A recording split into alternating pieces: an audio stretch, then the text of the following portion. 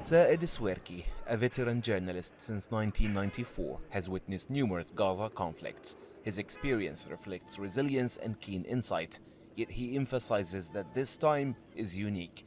Saad's personal loss amplifies his narrative. 37 relatives and friends gone. Now displaced himself, he foresees more stories of devastation, even if the war stops.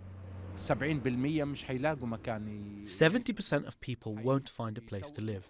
They will adapt their lives to the tent, reminiscent of the stories of our ancestors from 1948. We now understand the desperation that drove them away. The cruelty, the harshness, and the betrayal are palpable, with double standards clearly visible between the Israeli and the Palestinian.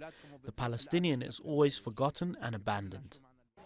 Wissam Yassin, a journalist and a mother, faced her own ordeal.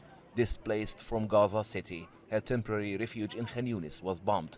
She eventually found shelter in Rafah, living in a tent before renting an apartment near her colleagues. Nevertheless, the specter of insecurity persists.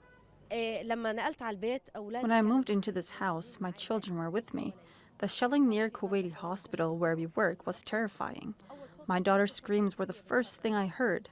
The fear was unbearable. Thinking about my other children, where to run, how to protect them, there was no safety anywhere, whether my children were with me or far from me. Even journalists who haven't lost their homes face daunting risks. Their role demands constant vigilance, leaving little room for rest or attending to basic needs.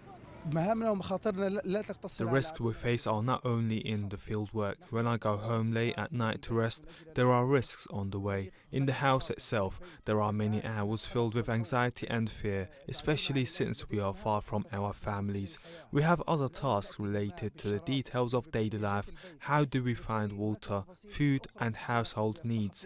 Many other details and needs are added to the news coverage risks.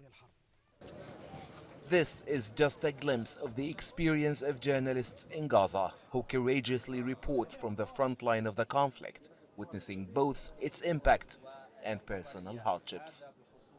Here, journalists are not just observers of war, they are its chroniclers, victims and survivors, telling the tale of unyielding human spirit against the backdrop of conflict.